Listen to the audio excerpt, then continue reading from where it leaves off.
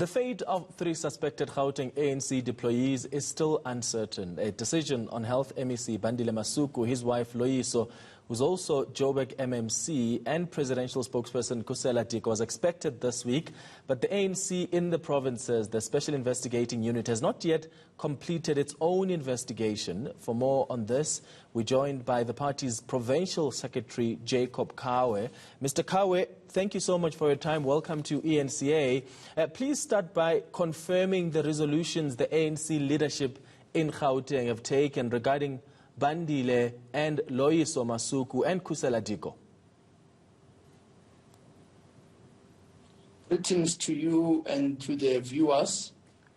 The Provincial Executive Committee in Gauteng resolved to extend the leave of absence to another 2 weeks to enable it to strengthen the report of the PIC, but to further consult on certain recommendations of the PIC, because they would have some implications or they would need other structures except the ANC to make them realizable. So we thought perhaps before we do that work, it is better to take a decision to extend the leave of absence.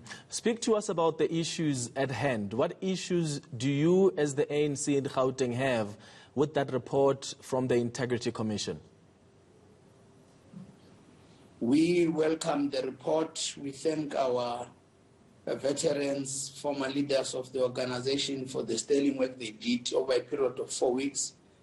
And we acknowledge that we had not given the PIC sufficient time to do everything that has to be done. And in identifying some challenges, one was that there would have been some critical officials in the Department of Health that have not been interviewed. And we think that their views and their opinions may provide substantial information that can help us to make a determination on the findings and the recommendations.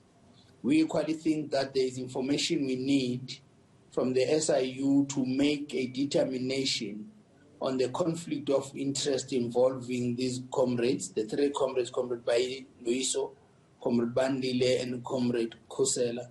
But equally, there is a recommendation that seek a confirmation of the SIU that if you say a member must voluntarily extend a leave of absence and wait for SIU, you've got to have evidence, firstly, that that member is being investigated by SIU, and secondly, you've got to have a sense, at least, of how far is that process. So there are basically some limitations of information that we still need, so that when we take a decision, it's a solid decision that can stand the test of time.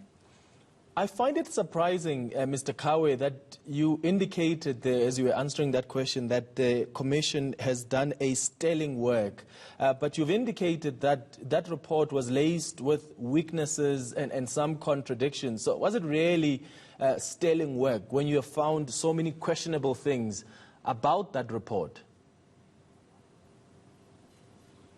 If you read the process of engagement and their intention to of who else would they wanted to, the process of giving an opportunity to the 3 comrades and the writing a report, that in itself we view it as a commitment in building organizational integrity. However, in execution, there could be some areas that the PEC felt it is not the fault of the PIC. So not having progress report from SIU would not be a fault of the PIC. And not having other individuals appearing before the PIC, it is not necessarily the fault of the PIC, but it's an art of leadership that makes a determination that without this information, you may adopt a report that can be challenged anywhere else. And our intention is to produce a quality report that can stand before any other processes. Are you not to blame, though, Mr. Khawe, for the weaknesses in the Integrity Commission's report? Because you say they haven't looked at that SIU report, and it's not, to their own fault. They made considerations without the facts on the table, but you gave them the deadline. You said, look into this and come back to us at this time. So you must also take the blame, and this is, for lack of a better word, take the blame for the shoddiness of the report. We take the full blame that we gave the short period to the PIC. But you'd remember that when we did so, we were mindful of the fact that this is a serious matter, and we didn't want to take too long with such an important matter.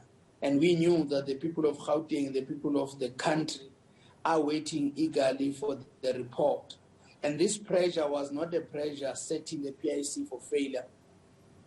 It was a pressure to account as the party, but it was also a pressure to deal with the matter, whether it clears comrades or it finds them at the wrong. And it was that pressure on ourselves that made us to make a determination of period. Now, in doing your work, at times you get to know that the time you have is not sufficient. And we think they've tried, and we were not by any means putting them for failure, but we thought it would be achieved in that particular period. So what happens now? Does the report go back to the Integrity Commission? Must they now factor in the SIU report once that's out? Because you've also extended the leave of these implicated members, members of the ANC for 2 weeks. Is the Integrity Commission going to, have sight of that report in the 2 weeks and even complete a report that they would then send to the PEC? So you decide what happens after the extended 2 weeks of special leave. When we do this work, we will do it with them as a collective.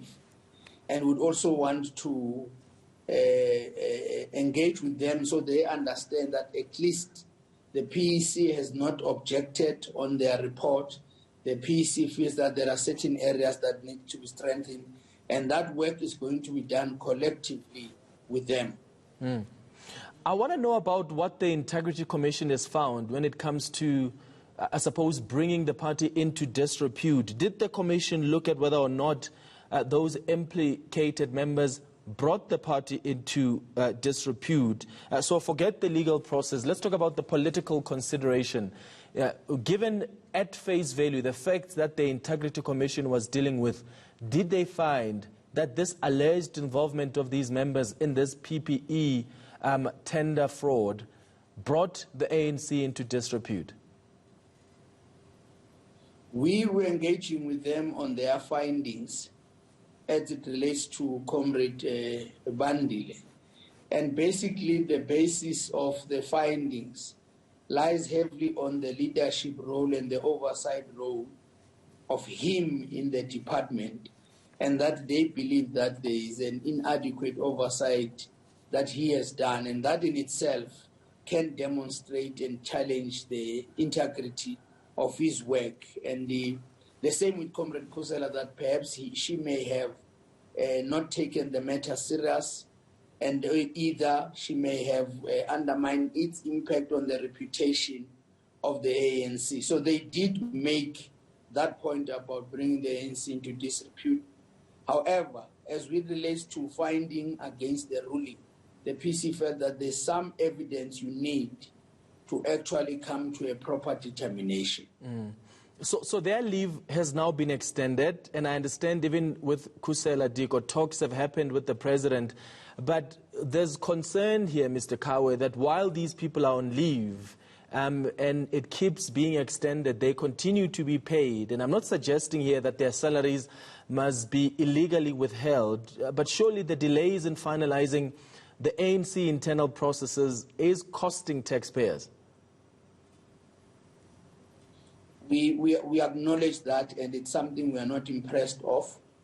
However, we want to indicate that Comrade Bandile is a member of the provincial legislature, he is attending the legislature and he has been assigned some work to do in the legislature.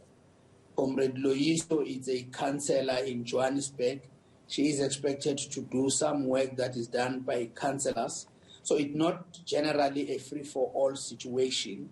However, we think that if we can move with speed on this matter, it is in the interest of South Africans and it is in the interest of various institutions of state where they play a role to conclude this matter. And we think that any other form of a decision would either affect their rights, but also would either confirm something that is not necessarily confirmed. And hence we think that the extension of 2 weeks would be sufficient for us to do this work. There were also reports around Kusela Diko and whether or not she refused to appear before the SIU. I understand that she gave you as the PEC an explanation of what happened. So what is it? Did she refuse to appear? She gave the officials a briefing on a basis that she was dissatisfied with the media reports, that when she had asked certain questions before the appearance in the SIU, which normally are questions asked by all citizens when they are to appear before any form of an interview, be it SIU and any other law enforcement agencies, and that she did not in any way reject nor refuse. By the way, it's also not her choice to choose to be investigated by SIU. Once the president makes a proclamation, the SIU goes. It was the issue of communication about the terms of reference in their engagement. And that explanation was satisfactory to the leadership of the ANC.